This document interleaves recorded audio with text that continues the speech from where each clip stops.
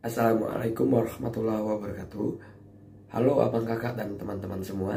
Perkenalkan, nama saya Ainur Rizky dengan NIM C2401221052. Pada kesempatan kali ini, saya akan sedikit mereview ataupun juga membahas terkait mata pelajaran ataupun mata kuliah yang sudah saya dapatkan pada hari Sabtu 26 Agustus 2023 di kegiatan praktikum biologi perikanan. Pada kesempatan hari itu, saya mendapatkan materi terkait pertumbuhan.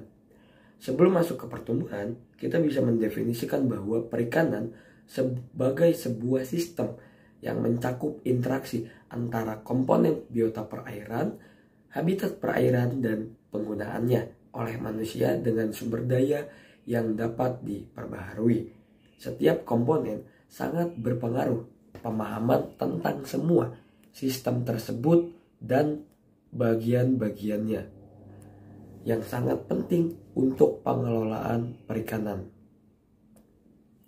Studi mengenai ikan sebagai sumber daya yang dapat dipanen oleh manusia dapat disebut juga dengan biologi perikanan. Biologi perikanan terdiri dari dua cabang ilmu, yaitu satu, natural history, ilmu yang mempelajari pengetahuan alam dari ikan tentang bagaimana sejarah, daur hidup, makanan, dan perkembangan populasi.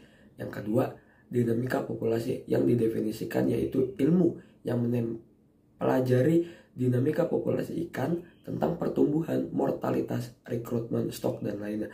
Menurut Kucing pada tahun 1968, biologi perikanan pada dasarnya terdiri dari dua cabang, yaitu ilmu yang mempelajari pengetahuan alam dari ikan tentang bagaimana ikan-ikan dalam populasi tersebut bereproduksi, tumbuh, dan makan. Yang kedua, ilmu yang mempelajari tentang dinamika populasi ikan tersebut, tentang bagaimana kecepatan populasi ikan tumbuh, bereproduksi, dan mati.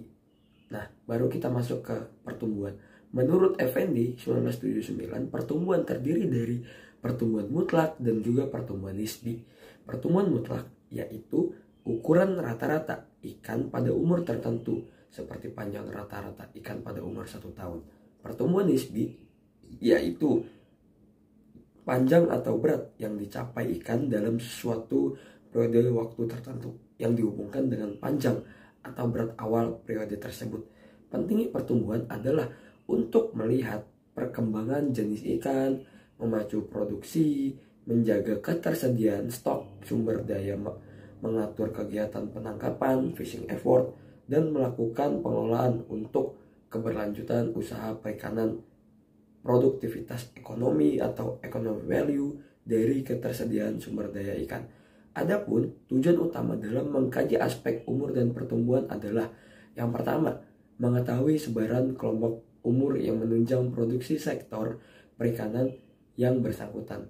Yang kedua, menduga laju mortalitas alami dan penangkapan yang mempengaruhi stok ikan tersebut, dan sekaligus menduga tingkat pengusahaannya, rasio eksploitasi. Dan yang ketiga, menilai tingkat sustaining power dan potensial yield stok tersebut. Langkah awal dalam analisis ikan dalam praktikum yang sudah saya lakukan adalah menyiapkan ikan segar yang akan kita amati, kita ukur, dan kita bedah pada baki yang sudah kami bawa. Yang pertama, ikan dikeringkan dengan tisu ataupun kain, lalu diberi label agar ikan yang diamati tidak tertukar dengan ikan lain. Pengukuran panjang dan bobot dilakukan terhadap semua ikan contoh. Hasil pengukuran tersebut dicatat dalam datasheet yang telah disediakan. Setelah data morfometrik dan meristik ikan yang sudah diamati dicatat, maka dilakukan pembedahan. Yang selanjutnya akan diambil dua sampel, yaitu gonad dan usus dan lambung. Sampel gonad yang ditemukan dari seluruh ikan contoh ditimbang bobotnya, lalu disimpan dalam botol sampel dan diawetkan dengan formalin dengan kadar 10%. Untuk gonad ikan betina 3K 3 dan 4. Pada praktikum reproduksi untuk analisis fekunditas dan diameter telur, sampel usus dari setiap ikan contoh yang diamati diambil sebanyak 20% dari total contoh. Sampel usus yang diambil adalah usus yang memiliki fisik yang bagus dan tidak rusak. Kemudian usus tersebut disimpan dalam botol dan diawetkan dengan formalin 10%. Sambal usus yang diawetkan tersebut akan digunakan pada praktikum kebiasaan makan dan makanan ikan. Nah, ada pun langkah-langkah yang bisa kita lakukan pada saat mengikuti kegiatan praktikum. Pada saat kami mengikuti praktikum kemarin, ada pun langkah-langkah yang harus kami sebagai praktikan laksanakan. Yang pertama yaitu siapkan data ataupun